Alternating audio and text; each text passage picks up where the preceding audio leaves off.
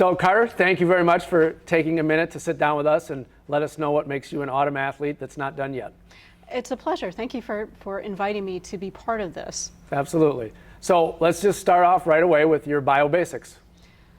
My name is Carter Cox. I'm 53 years old. I've been doing ultra marathons since 2002, and I have been an athlete for all of my life. I'm still currently dealing with 2 ACL tears and repairs, one in each knee, and they happen because of one of the martial arts that I do. And I'm struggling to, just to continue to run distance while also recovering from those injuries. So how about a little bit about family, career, those types of things? Well, let's see. I had the classic triple threat career path, as I tell people, of I was an editor, and then I was an endurance race jockey, and then I became an RN.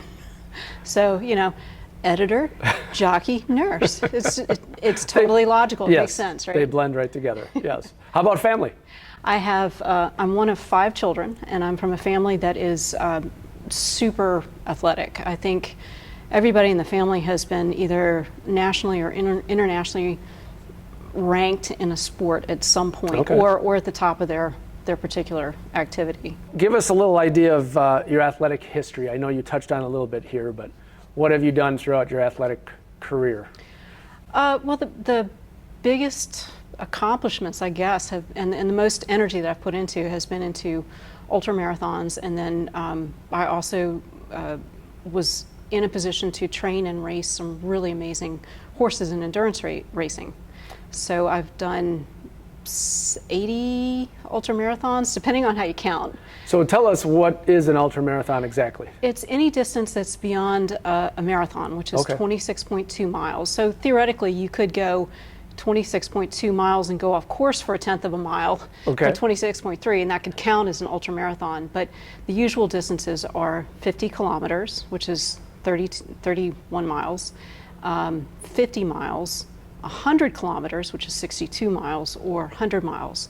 And then there are ultras. There are multi-day stage ultras in which people run for 5 days, 10 days, okay, longer. Wow. And then you said you did some horseback. Yeah, that was riding. So when I was transitioning from an editor to getting into nursing school, and essentially changing careers, I spent 3 years riding for Valerie Canavy, who has placed, she has been a world championship in 100-mile racing on horseback. Okay. Wow. So I grew up with horses, but endurance racing was new to me, but I had the skill to come in and ride and help her out, and that was an exciting time. Sure. I realized how much training a horse for 100 miles is a lot like training a human for a marathon. Okay. Down to the fact that my breakfast was often the same as what the horses ate. That sounds oats, delicious. Flaxseed, stuff like that, yeah.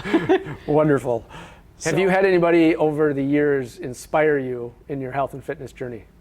Oh my gosh, that is a question that's almost hard to answer because I'm going to leave out somebody important.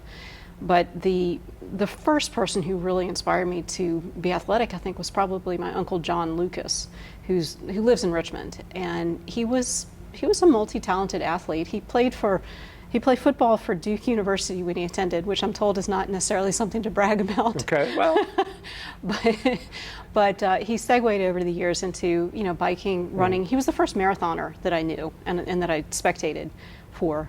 But as I got older, one of my own sisters played in the Olympics. She was on the national team for both field hockey and briefly for lacrosse. Okay. And she played in the '96 Olympics, and it was always just amazing to watch her focus and dedication. I did kind of everything, but then she had this laser-like focus on, nutrition and training. I never quite achieved that, probably because I also had, family and, right, career distractions, but she was pretty amazing. And okay, then, the longer you're in upper tier competition, the more people you meet. right. So everybody's an inspiration. I mean, you're an inspiration. I'll edit that part out. Thank you very much. So tell us about any setbacks that you've had over the years physically. That's Yeah, I've had a few. The most serious was I actually developed an overtraining syndrome that it has gone by a number of different names as researchers have figured out what exactly it is.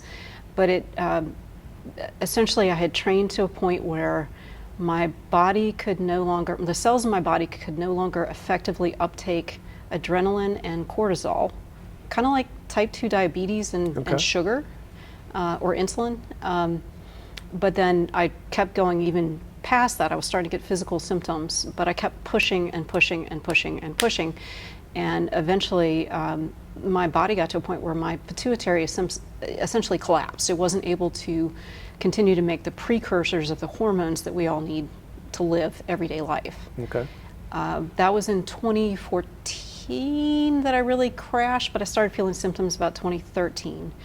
And it took 18 months of collaboration between me and my GP to even figure out what was going on, because it looked like other things. Like they thought I had new onset asthma, for example. Okay. Coming back from that has been hard because there was a mental component to it as well.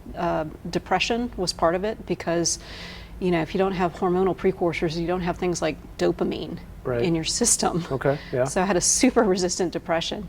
And once I started feeling healthy again, it was hard to regain the competitive drive.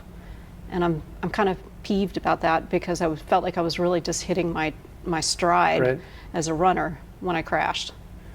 Maybe you can talk a little bit about your competitiveness and the way you feel competitively based off what you just said, but yet the event that you're training for and trying to do this fall. I have a very light schedule this year. I just have one marathon on the schedule.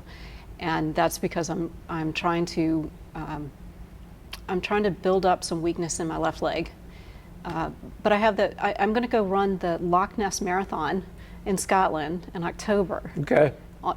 Goes up the east side of Loch Ness, and it's a road run, which is really a change for me because I've only ever done 10 road marathons. Everything else has pretty much been on a trail.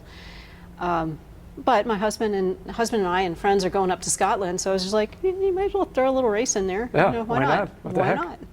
And I don't feel really competitive at all. I'm struggling. I'm struggling to have my physical parts work in tune well enough to build up my aerobic endurance. And then for my aerobic endurance to be strong enough that I can develop the muscular endurance. I feel like I'm just not very strong as a runner right now. Right. And it feels like a come down because I'm probably going to be looking at a 5.5-hour marathon finish when I've done a lot better than that. Right, sure. Previously. So there's a part of me that's just like, yay, I'm so glad to still just be out there. And there's another part of me that's sort of trying not to compare to previous finishes because I know it's just going to frustrate me. Well, and that really kind of sums up athletes that are not done yet, right? I mean, when we think of our prime, we think of 20, but in this case, you could still be in your prime in your 30s, 40s, 50s, and then something happens and, you kind of have a choice, right, on which direction you're going to go after that. So even though it's a little bit of a struggle right now for you, I think it's obvious, right, that you're still moving, you're still setting goals. And you're still training hard. I see you in the gym all the time, training hard to achieve those goals. So it's definitely the definition of an autumn athlete that's not done yet. Yeah, and I'm finicky about about continuing to train to the fullest extent that I can. And I'm also working on being competitive in a martial art right now. I do armored sport combat. I told you about that, and your face kind of went like, what? Yeah, I couldn't wait to ask you about that. I was going to ask you, but now that you mentioned it. She doesn't just do like endurance kind of stuff. She does some, I'm going to call wild or crazy stuff. And I'm going to let her explain, and you're going to see some photographs and so forth of it. So what is? Armored sport combat. Armored sport combat. It is fighting in armor with swords like you would think of as knights in a tourney. And I'm part of a group called the Society for Creative Anachronism. My husband and I both are part of this, and we have both been involved in this, and we have both been fighting for a while. He's been doing it for a very long time, and he's amazingly good at it. I would put myself more as a middle ranker still. But yeah, I literally have steel armor that goes over, and a helmet. My gear weighs about 40 pounds. So it is very important for me to build up a particular muscle strength and just have the ability to move with all that weight on me. And an interesting thing that you were telling me, and I'm gonna have a picture of you and your husband, is that Okay. there are no weight classifications or anything, and when you see, I mean, your husband is a daunting man, especially in his gear at what, 6'6" or something to that effect. 6'6", right? And I'm so 5'1".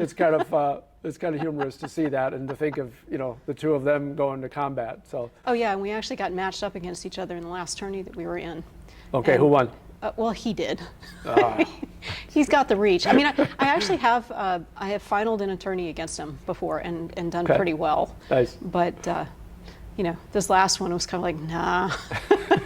But I had the audience on my side. They were I'm just sure like, you Yay! did. Yes. Go David against Goliath. That is hilarious. In terms of weight classes, I also was active in judo when I was in Okay. high school and college, and very often I was often the only woman in my dojo, and I was often the only woman training, within a whole team of men. And when I'd go to competitions, usually back then, they didn't have enough women to complete a full weight class or divisions of weight classes.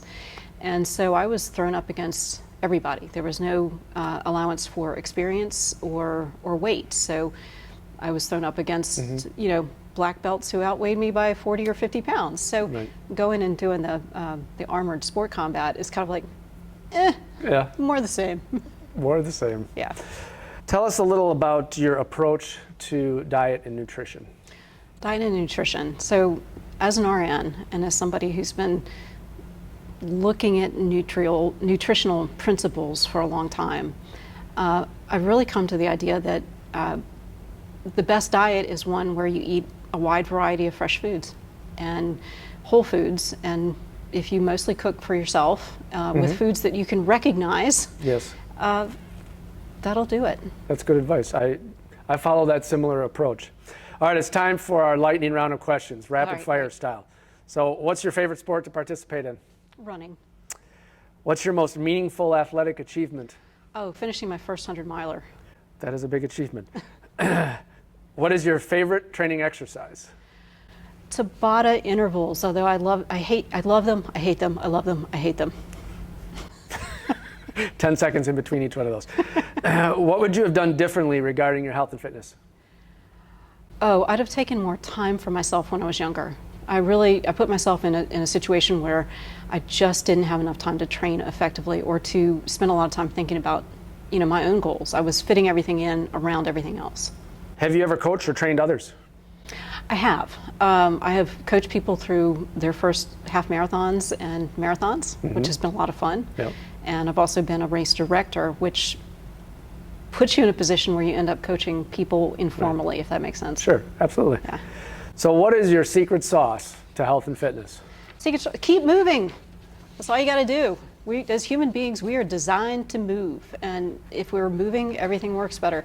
So Carter, I want to say thank you very much once again for sitting down with us and sharing what makes you an autumn athlete that's not done yet. I want to give you the floor to just give your final thoughts to our audience, anything health and fitness related.